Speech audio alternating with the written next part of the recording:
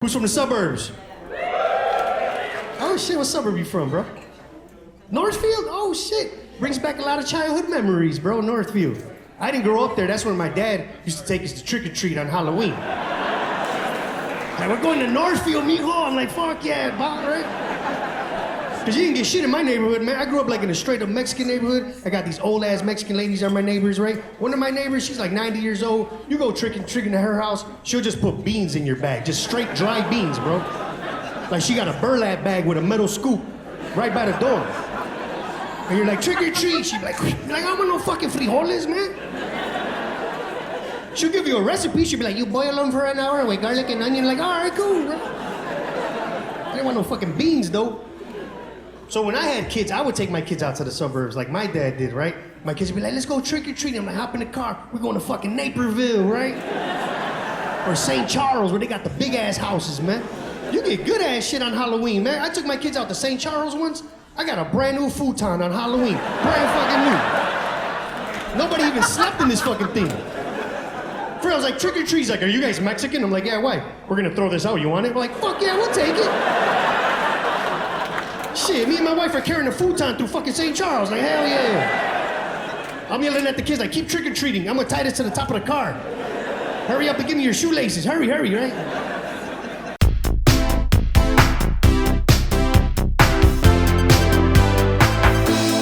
Get this, October, I booked a gig in Nome, Alaska. Yeah, Nome, Alaska, October, minus 30 degrees. Minus 30 degrees in October. How do you fucking trick-or-treat minus 30 degrees? What's that conversation like at the door? Look at you dressed up like Vincent Van Gogh. You know, my ear chipped off 3 houses ago. I'm Batman. Good to be here. I moved to LA like a year ago. When I first moved here, I moved in with a gay guy. It was very exciting because he was very gay. He wasn't just like, he was like, came out of the womb gay, like, cut the cord, Doc, I want to dance. It was disgusting in there. I remember going in one of those again. He was in his room watching Paranormal Activity one time, and I could hear him through the wall, like making, he was like, whoop, whoop, whoop, whoop, like a scared chihuahua. And I was like, I gotta mess. I like scaring people, so he goes to the bathroom, so I sneak into his room. I wait in the closet, because I like the irony of me coming out of his closet. And he comes back in, I hear him through the door, whoop, whoop, whoop. I jump up. I don't know if you've ever scared a gay man. It's amazing. It's like throwing gasoline on a fire, only more flaming. He looked straight at me, made eye contact. Like, he knew it was me, his roommate of several months, but was still screaming for like a minute long. Like, way too long to like register it's your roommate and still be screaming. And it was the weirdest noise, too. It was like this high-pitched southern accent of a scream. It was like, oh! That was a second. Imagine a minute of that. Just sounded like Mickey Mouse having an orgasm. It was like, oh God, slow down, I'm gonna come. I had time to look around and be like, is anyone else like, there was no one there, just a dog in a pink sweater, like, I don't know, man. We didn't even have a dog. He appeared for the punchline. It was very weird. Family roles are just weird. Like, you're just set in stone what you were when you were little, you know? And so, like, my family just thinks of me as this, like, 12-year-old lazy, bratty kid. And I'm like, wow, okay, I guess we're really not gonna give me any credit for anything I did in a past life. Cool.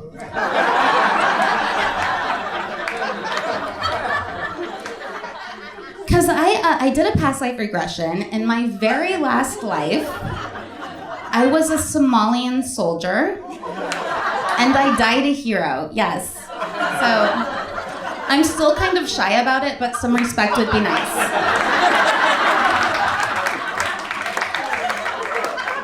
The weirdest past life regression I've ever done, I know, relatable, was with a pet psychic. And I took my cat to a pet psychic, and she was like, Megan, your suspicions were correct. You were in a past life with your cat. I was like, oh my God. What are the odds? She was like, yep, you guys were a married couple. You lived on a tugboat. And he was emotionally abusive to you. I'm serious. I was like, I don't think I lived on a tugboat, but okay. Maybe I like rode on one and like honked the horn to be funny or something. I don't know. Just in case she's right, like every night before I go to sleep, I just whisper to my cat, I know what you did on the tugboat, and then I hit him. Got this buddy who calls me every weekend. Hey, do you want to go skydiving? No. Because here's the thing, man. You don't get your own parachute. They just like strap you to a stranger. But he's like, no, he's not a stranger, man. Trained professional. I'm like, yeah, I don't know what's going on in his personal life, you know?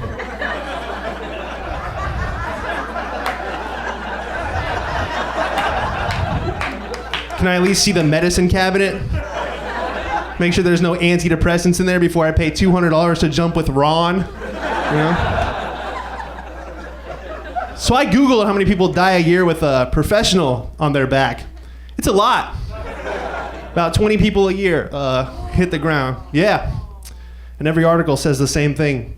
2 men fell to their death as parachute fails. And I'm like, sure there's some lawyers failing to get joint custody.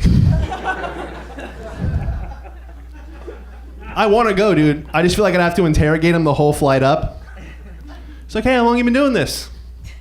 3 years? All right, was this plan A? That's a wedding ring. How's that going? Well, we're about to find out. My biggest fear is just being at 10,000 feet, just like, oh, this is the greatest thing ever. And the guy on your back's just like, she took everything! You know? Now you got like 30 seconds to talk him out of it. You're like, you can see your kids on the weekend, please! I got a 2-bedroom! And I found out they only make $40 a jump. Yeah. What's the average parking ticket in LA? Like 68 bucks? This guy wakes up to a parking ticket, now he's on the way to the airfield like, man, I gotta jump out of a plane twice just to pay for this. You don't think he's thinking about that? On his 2-minute free fall? Takes a girl out to a date, she doesn't call him back, now he's just falling, I ordered the calamari, bah! It's over. Guys, I wasted my whole day watching murder mysteries on TV. Is anybody else into that stuff? Oh, I love them. I watch them all. I watch Forensic Files, First 48, Dateline. Leave me alone. That's my day. I love them. But they have made me the most paranoid person on the planet. You know what my new biggest fear is? Being wrongfully convicted of a murder. Oh, God. Oh, that consumes my thoughts all day. That's it. It's gotten bad. It's gotten to the point to where if somebody invites me over to their house, I'm not coming. They're always like, you should come over. Why? So I can leave skin particles all over your carpet? Why don't I walk myself to prison, Chad? Dude. I am so paranoid. I can't. I don't trust anybody. I trust nobody. I don't trust anybody anymore. I don't even trust my own wife. She wants me to take out a life insurance policy. We're not going to be doing that, Denise. That's how all of the episodes start. Girlfriend is scared of everything. And I've had this my whole life. My mum, scared of everything. My sister's scared of everything. Every time I walk into the kitchen, I walk in like a normal person, I walk into the kitchen and my girlfriend goes, oh, you scared me. I didn't know you were here. I'm in the fucking house. What are you doing? You know that I'm here. What are you, just living in a bubble that's just 3 feet around you and everything else scares the shit out of you? Are you just in the kitchen just going, oh, the toaster, I didn't see that there. Oh, right. Oh, the fridge, I knew that was there, but it did startle me. Oh my God. Stop being so scared of everything. It's got to a point where I walk down the hallway now and I don't want that awkward moment, so I make noise. I walk down like this and I hit the wall and I go, I'm coming down the hallway. Don't get scared. And then I go in there and every time she goes, oh, stop doing that. So I go, I'm not doing anything. Just pay attention to the surroundings around you, okay? Not just what's happening right here. But then she has the sheer audacity when I'm driving and she's in the passenger seat to point shit out on the road, like, oh, there's a red light up there. Oh, there's an old lady trying to cross the road. Oh, now you're paying attention, are you? Now you're aware of your surroundings. Thank God you're here. When you're not here, I'm running old ladies over. I'm going through red lights. I'm a fucking menace. Thank you for protecting us. You're like Liam Neeson. Thank you. A guy would never do that. A guy would never go, oh, God, you scared me. Never. This is what guys do. If we didn't know you were there, we go, and we pause for 3 seconds and say, how long have you been there? Because in that 3 seconds, we are racking our brains to think what we've been doing in the last 30 seconds that you might have seen. And it's not the weird shit that you think we're doing, like scratching ourselves. We don't care about that. We don't care if you see that. What I'm doing is I'm on the couch, like cuddled up like a girl sitting there like this. That's what I don't want you to see. Like I'm sitting there like an idiot, like all under, I got a cover over me. I'm like, ah. And then I see you, I go, oh, hey, how long have you been there? Been scratching myself. And I just have to say that I am so glad that I'm not single anymore and dating, because when I was single, all my friends tried to set me up with people. And one time I got set up on a blind date with a guy, and I sat down across from him at dinner, and right away I knew I didn't like him. You know, that when you right away I was like, oh God, I gotta spend the next 24 hours with this guy.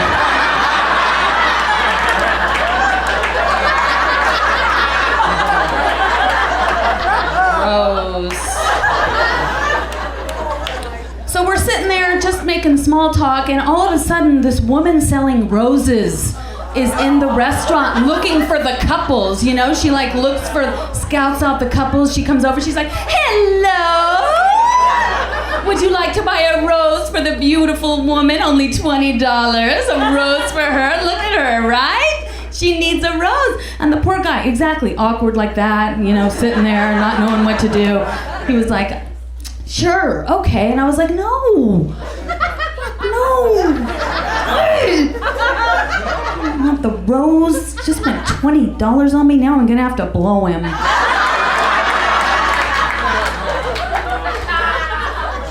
So anyway, there's nothing discreet about this rose. It's huge. Everybody in the restaurant sees you getting it. It's like ridiculous. It's like this big, isn't it? It's like, here you go!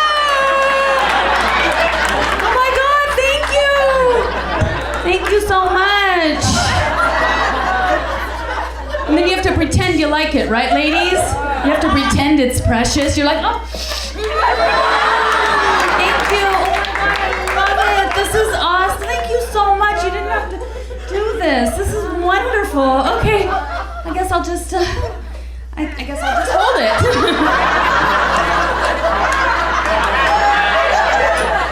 I'll just hold it while we eat. Ow, thorn. This is great. Yeah. Guys, we went to the movies after. Yeah, I had to carry it around all night like an asshole at the Grove. Hey. Standing in line, I got my purse, my popcorn, Diet Coke, this rose. Hey. Everyone's looking at me like, ew, she got the rose. God, shouldn't she be married by now? God, poor thing, she's gonna have to blow him. But LA is a tough place to date too. Like, this is where I learned. Like, especially in LA, because you never know what you're getting. Like, you ever meet somebody so phony, they gotta explain to you who they are? Like, first of all, if you're a thug, you don't have to say you're a thug. Or if you're a nice girl, you don't have to explain it. Guys already know. We talked about you as soon as you walked into the room.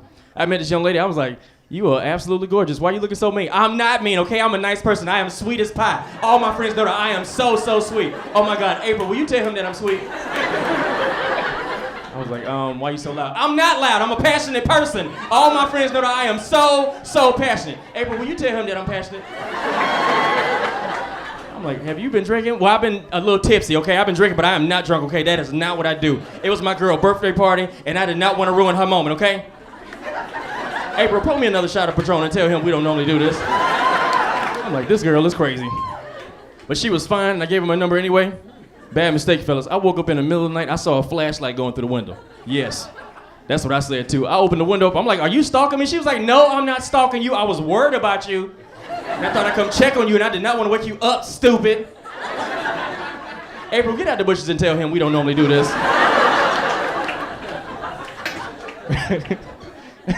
I called the police on her butt too. The next night I got a call from the LA County Detention Center. Guess who it was? It was her. She was like, hey Ronnie. No, me, the girl from the bushes, stupid. Hey, I was wondering, can you come down here and bail me out? No, come back. Well, first of all, I don't need your money, okay? I don't need your money. Can you call April on three-way and tell April to tell you I don't need your money? I was like, April, sleep. You want me to wake her up? Hello? Hello? You trying to play me? You gonna mess with my girl April too? I was like, hold on. First of all, I would never do that. April, wake up and tell her we don't normally do this. I recently had a really big pregnancy scare in my life. Let's talk about that for a second. Girl was a couple days late, you know? So we decided to go to Walgreens at 4 in the morning to do a pregnancy test, which, if you haven't done that recently, that's living. It's pretty exhilarating. Give it a shot if you haven't. Well, we're going down there, and like she's putting on her coat and her shoes, and she looks at me and she goes, "Are these shoes gonna make me look stupid?" And I'm like, "We're going to Walgreens at 4 in the morning to get a pregnancy test. Judgment's gonna happen, all right? It's going down like that, you know? We can show up in our Sunday best, we're still gonna look dumb, all right?" And so we're going down there, like she's all jovial, like cracking up about the whole thing. Like I'm freaking out. I'm like, we need to figure this out. I need to see if I can still have dreams, okay? See what's going on. And we get there, and we're walking through the aisles, and we get the test. And again on the way home, like, let's just go home, figure this out, see what's going on. And on the way home, she's like, "Hey, we should stop for some McDonald's breakfast." Really? That's on your mind right now? You go for a sausage biscuit, maybe some hash browns sound good? I'm thinking I'd go for a flight of stairs and a pair of my best kicking shoes, all right? And the charade. I got dreams to fulfill, all right?